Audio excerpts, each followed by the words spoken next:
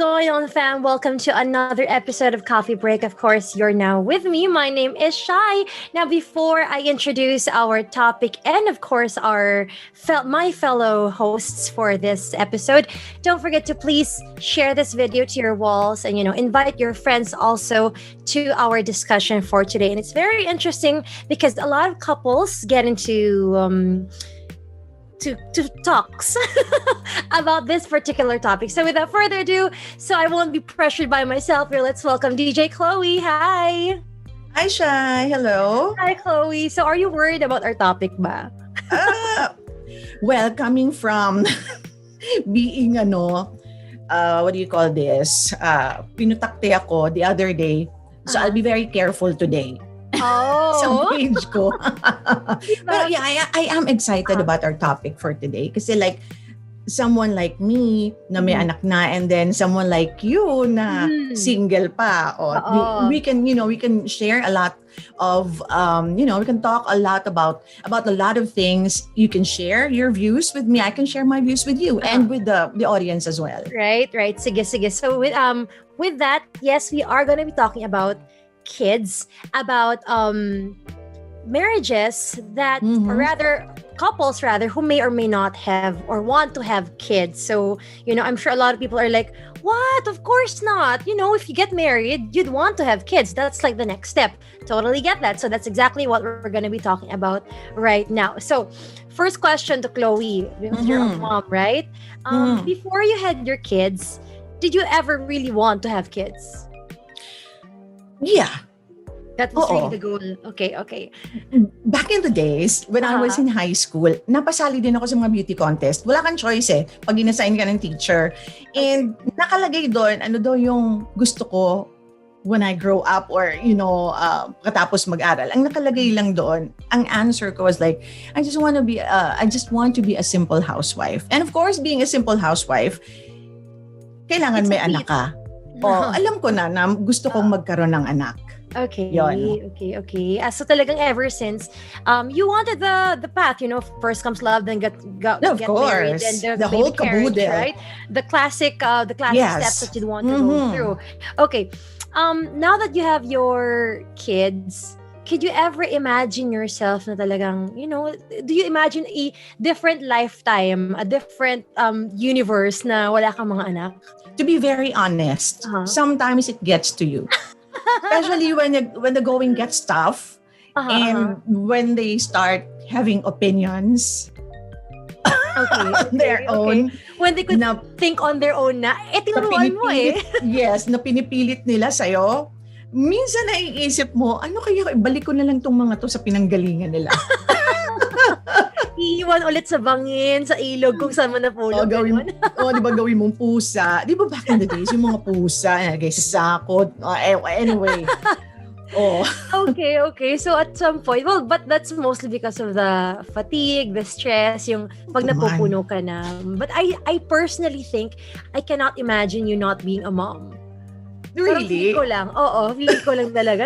Like what you said also, since you were, when you were younger, all you wanted to do was to have, to be a housewife and raise kids at the same time. So yeah. Very domesticated, kumbaga. I cannot for the imagine. Record, by the way, for those who might wonder na, hindi kami housewife lang because we know how difficult it is to be a housewife, to run the household. Sorry, you were gonna say something? At least ako, I know how it's like to be, a housewife. And ngayon na I am in charge, I'm the breadwinner, I call the shots. So alam ko kung ano yung difference. And mataas din ang respeto ko sa mga housewife lang kasi napakahirap yung nasa bahay ka lang Totoo. Ngayon, di ba? Oh yeah, napakahirap. Well, actually, mas lalo yung mga working mothers who also have to be a housewife, talaga, a full-time housewife when they come back home, diba? So kudos to you girls, grabe. So how about this? What is your take about couples or one of the persons involved in the relationship who don't want to have kids? I think having children should be talked about bago kayo magpakasal. Because I think it's very selfish na magpapakasal ka tapos gusto mo pala wala kayong maging anak. What if yung isa gusto niya magkaanak? Because when you before you get married, bago kayo magpakasal, there's a seminar, di ba? I clearly remember, isa sa mga diniscuss noon is having children. And sabi nung nagdi-discuss that the main purpose of marriage is procreation. So you have to talk about what if hindi kayo bigyan ng anak? Ano ang gagawin ninyong dalawa? So I think kailangan pag-usapan ninyo na parehas kayo.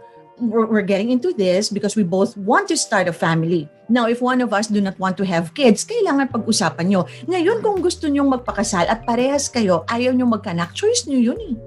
So you agree that it's okay to not have kids if both parties don't want to? Bakit sila ba mag-aalaga? Good point. Lalo na for couples who know that they're not capable, di ba? Alam ba nila kung gaano kahirap mag-alaga ng bata?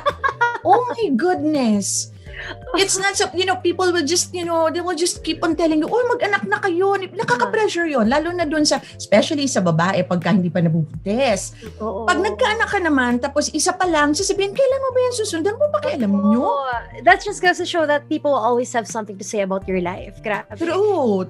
Pag mag-jowa pa lang kayo, kailan kayo ikakasal? Kailan magpakasal?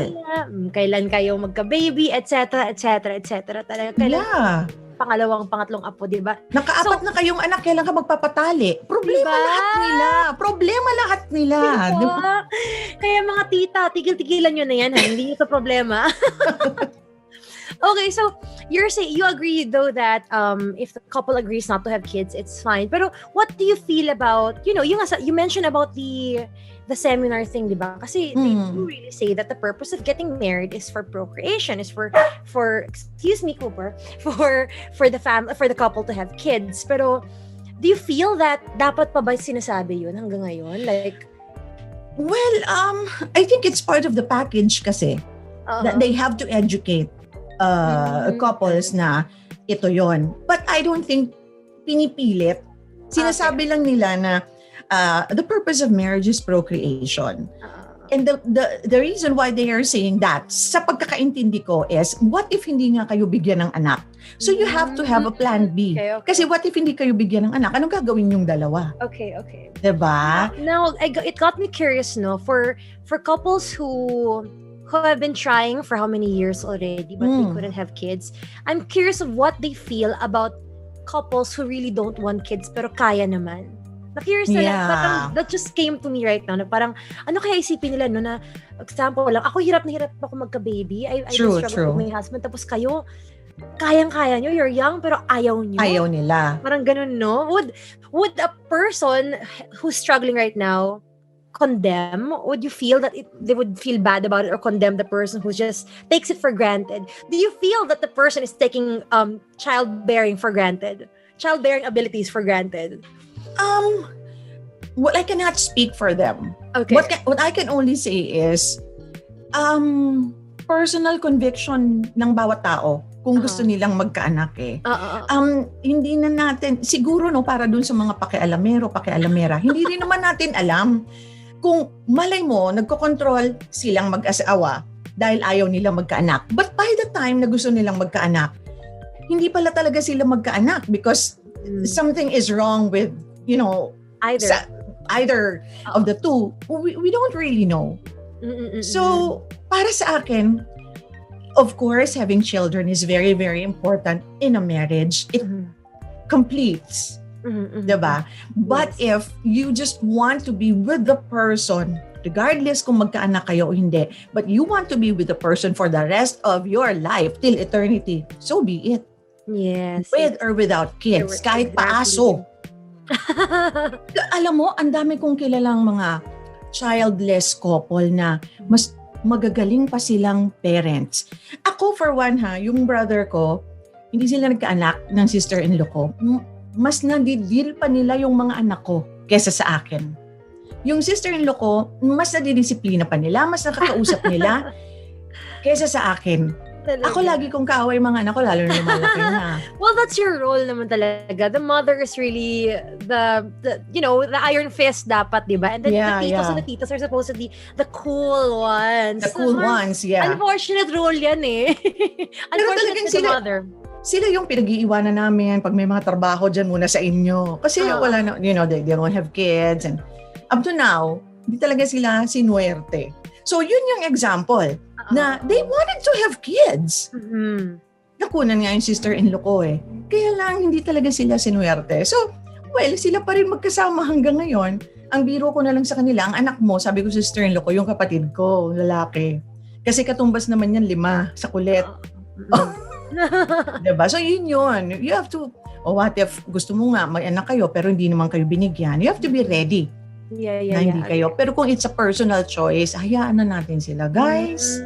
Diba? So that's the perspective pala of the conversation in the marriage seminar, yung tungkol sa procreation. Ako, syempre, I'm not yet there, never been there, don't plan to be there anytime soon. Well, pwede rin naman. Pero yeah, I didn't know that. I mean, that was a good perspective. That was a good enlightenment sa akin na yun nga naman pala. Kasi on my end, Chloe, actually, I do see myself as a mom. Totoo talaga. I do see myself. Parang feel ko that's the end game for me. Pero, so many times in my life, nasasabi ko talaga na, parang ayoko magka-baby. Parang, I'm okay not having a kid. Parang, not only do I feel na the world is not yet ready for another child. Parang, the future is still not great for them. Aside from that, I still have my doubts for myself and how I'm going to raise that kid kung sakali. Ganun, diba? So, it's not that hindi ko kaya kasi feel ko naman pwede or whatever, but I just feel na I don't think I want to raise a kid, period. Parang ganun. Sa ngayon? Sa ngayon na, not my own or not even adopted or whatever. Parang feel ko lang na hindi. I do have those thoughts. I'm not saying na I'm all for it. It's not like 100% talaga ako sold na I'm not gonna have kids because I do know women who are so strong, independent, they don't want to be tied down by kids because their careers are flourishing. And that's okay also. Yes. Yeah, that's really okay. So, medyo pa doon ako at sometimes of my life, pag bored ako sa gabi at nagbibila ako ng butikis sa taas, sa ceiling, paminsan yan ang mga iniisip ko. Parang, I think I'm okay in life without kids. Parang ganun. You're lucky in life, you know. Uh-oh. I'm gonna tell you, Shai, maswerte ka because you are able to process these things at your age na alam mo ang gusto mo. You know, hindi siya nangyari sa'yo na it happened kasi out of wedlock or the classic thing na nagkaroon ka ng anak. At least before you get there, na-process mo siya sa sarili mo. So dumating man siya sa point na magkaroon ka ng anak, alam mo, napag-isipan mo siya. So you're lucky na you're at this point in your life na naiisip mo yan because some people never get, they never had a chance. Totoo. Na maisip nila yan na gusto ko ba? Or may choice ba ako? What if hindi ko kaya? Nangyari na eh. You know what I mean? And also, by the way, speaking of choices, it's going to be really the choice of the couple and not anybody else. Kasi I know a lot of couples rather, are pressured because of their in-laws, the parents. Ay, gusto ko na magka-apo. Kailan nyo na ako bibigyan ng apo? Kayo mag-aalaga? You will spoil. You will not take care. You will spoil. That's the role of the grandparents, right? Diba? So, having a kid or not having a kid is a choice of the couple. And if people are going to be mad about that, that's okay because it's not their relationship to begin with. It's not their life, diba? So at least True. I know we're on the same page that we're gonna be okay with friends, with ourselves, with me, for example, if I don't want to have kids, for example, diba? But going back nga to the Filipino family culture, that sort of kind of toxic Filipino family culture, ganun. Do you think that the viewers right now or their families will be accepting of that kind of thing na ayoko na magkaanak, ayoko na ituloy lahi natin? Maybe yes, maybe no. Yeah. Well, depende kung closely knit ba yung family nila, clannish ba tong mga to, may pressure ba sa parents na kailangan bigyan mo kami ng apo kasi alam mo some people they get married, they have kids para daw pagtanda nila may mag-aalaga, but I know of some people na nagkaroon ng anak and yet wala yung anak nila sa tabi nila na tumatanda sila. Maraming anak, yung mga anak nagtutulakan kung sino mag-aalaga sa parents. Diba? So, ano ba talaga? Bakit ba talaga gustong mag-anak? Kaya natatawa ako. There are a lot of celebrities na they were very vocal about their decisions na they got married but childless pa rin hanggang ngayon. And people are telling them their opinions na kailangan mo na, pakialam nyo ba? Diba? Kayo ba mag-aalaga? So I guess on that note, it goes to show that a lot of Filipinos are still pursuant of the value of having a family. I get that. I get it's great to be with a big family naman talaga, diba?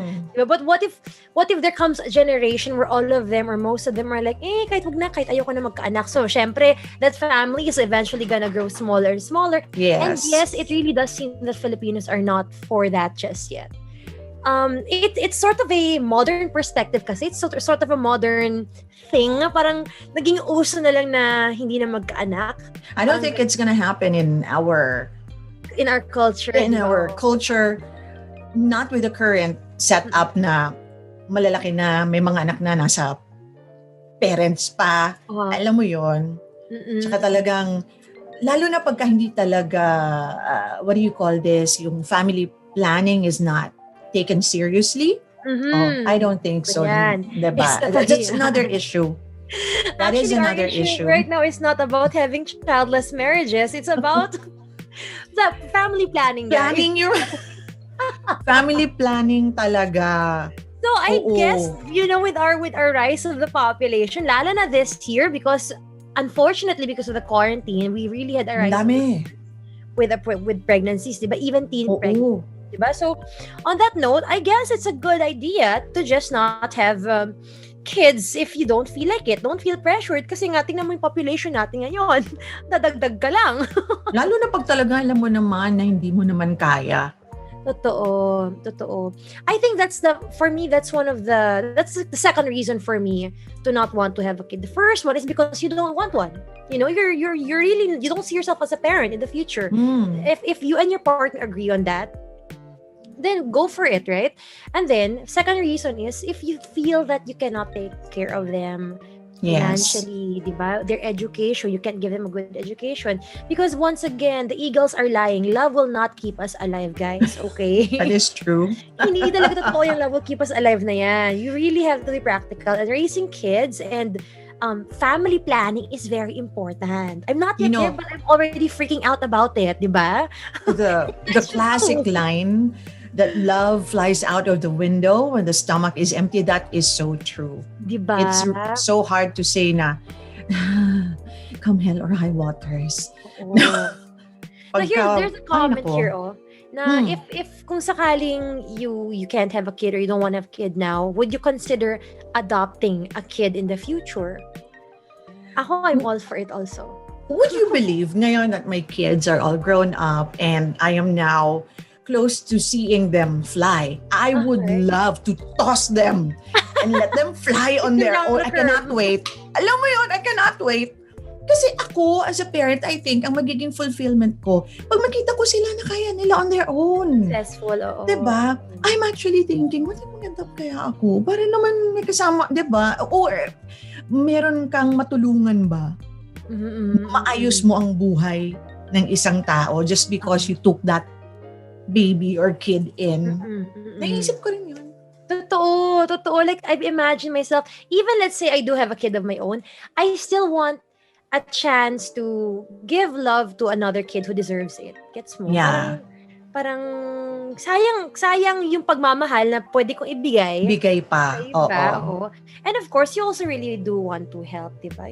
Talagang, I don't know if you guys know this, pero the expression, blood is thicker than water, is actually a short version of a long one. Blood is thicker than water, but the blood of the covenant is something stronger than the blood of the womb, for example. Wow. Which means, kung ano yung bond na gawa mo with someone who is not your blood, is actually stronger than. So, it whether you're related by blood or not, it doesn't matter. So, kaya nga sinasabi ko, it's the relationship that you were able to develop with the person. Yes.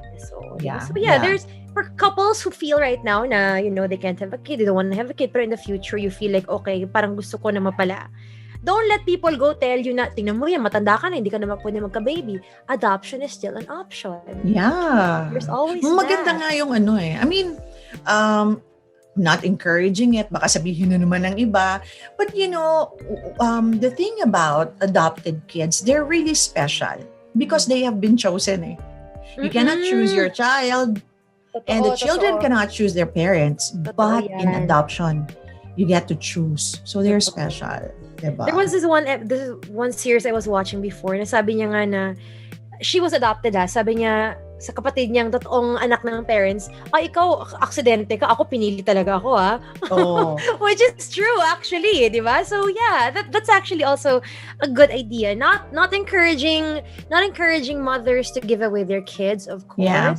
But if the situation calls for it, at least you know that there's adoption. There are options for couples, someone who can't have kids or who doesn't want to bear a child, to adopt naman. Yeah. Ako kung mag-a-adopt ako, gusto ko lalaki. Kasi I have two girls. You raise girls all this time. I'd like to know how it feels like to have a son. Ikaw, anong gusto mo? Anong gusto mo? About treating a woman properly. Yeah. So ito, final say, yay or nay normalizing child-free marriages? Yay is yes, right? Yay so millennial. Yes. Yay ako dyan. Yay rin ako. Yeah. We cannot judge people who don't want to have kids the same way we cannot judge a family who wants to have 8 kids kung kaya nila, di ba? Hindi pa nga nino-normalize, pinapractice na. Oo, di ba? Diba? So, di ba? So again, guys, if there are couples coming out letting you know that they don't want to have kids, don't be freaked out. Be like, okay, good for you. Good na lang. Yeah, oo. It's their life. Anyway. If it's not gonna affect us or you in any way, then stop judging. Exactly. And stop commenting on celebrities' post announcing that they don't want to have kids, okay? Diyan mo talaga nakikita ang true colors ng mga Pilipino Daming counselor bigla, no? Oo. Daming alam. Daming OB. Judgments. Naging OBGYN bigla. At tayo naging judgmental na rin tayo tuloy. So anyway. Sorry guys. But yes, please let us know. Let us know your thoughts about having child-free marriages. Have you considered that? Or have you and your partner sat down together to talk about that before getting married? Let us know, because again, this is a topic that is not yet normally spoken about just yet. And yeah, we'd like to talk about it. We'd like to normalize the topic na nga. Lang naman. So yeah, thank you, Chloe, for your suggestions, for your thoughts in this conversation. Now, before we bid adieu, please invite our viewers to check out our shows. Yes, make it a habit to listen to 96.3 Easy Rock starting at 6 o'clock in the morning. Pag tilaok pa lang ng manok, yan. Start your mornings with Samantha from 6 a.m. to 10 a.m. followed by me, Chloe, for my daily dose. And of course, for my hashtag, Chloe Asks. I go on air from 10 a.m. to 2 p.m. And after me, of course, it's Nick from 2 p.m. to 6, and 6 o'clock, it's Shai. Go ahead, Shai. That's right. I give you the music of light all night from 6 to 10 p.m. And then there's going to be music all day long, all night long until Samantha wakes you up in the morning. And don't forget to also check our Facebook page, Easy Rock Manila, for more updates of our Easy Rock Easy Cash promo. And of course, our Easy Rock Game Day as well. Okay. Alrighty. Now that's all the time we have for now. Thank you so much, Chloe. Yes. Thank you so much, Shai. It's nice to see you again. Yeah, I really do hope we get to see each other physical very soon. Yung what do you call this? Legit na group hug, no? Totoo, beso-beso and all that. It works everything. But until then, we will see you guys again next time on another episode of Coffee Break. Until then, my name is Shai and that's Chloe. We gotta go. Bye.